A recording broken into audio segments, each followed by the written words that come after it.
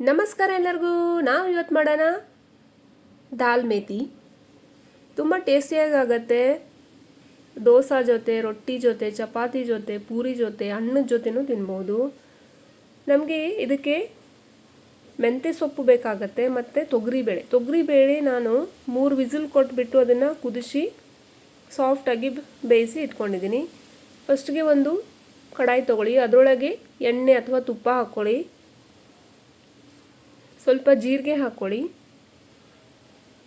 Cut ಮಾಡಿರುವಂಥ ಬೆಳ್ಳುಳ್ಳಿ ಹಾಕ್ಕೊಳ್ಳಿ, ಕಟ್ ಮಾಡಿರುವಂಥ ಈರುಳ್ಳಿ ಹಾಕ್ಕೊಳ್ಳಿ.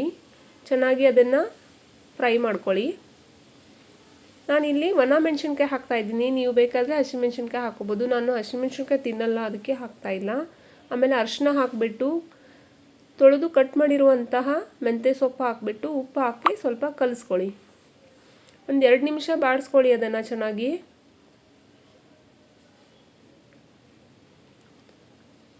ಅದು ಸಾಫ್ಟ್ ಆದಮೇಲೆ ಕುದಿಸಿರುವಂಥ ಬೇಳೆನ ಹಾಕ್ಕೊಳ್ಳಿ.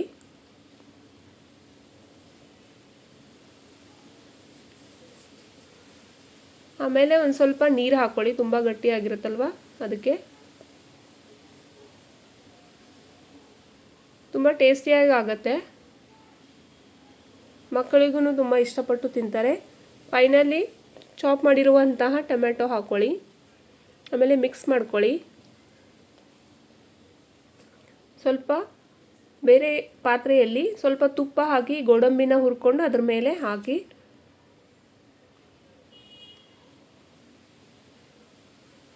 ರೆಸ್ಟೋರೆಂಟಲ್ಲಿ ತಿಂತೀವಲ್ವ ಅದೇ ಥರ ಟೇಸ್ಟ್ ಬರುತ್ತೆ. ನೀವು ಮನೆಯಲ್ಲಿ ಟ್ರೈ ಮಾಡಿ ನೋಡಿ. ನನ್ನ ಯೂಟ್ಯೂಬ್ ಚಾನಲ್ನ ಸಬ್ಸ್ಕ್ರೈಬ್ ಮಾಡಿಲ್ಲ ಅಂದರೆ ಸಬ್ಸ್ಕ್ರೈಬ್ ಮಾಡಿ. ವಿಡಿಯೋ ಇಷ್ಟ ಆದಲ್ಲಿ ಲೈಕ್ ಮಾಡಿ. Thanks for watching my video.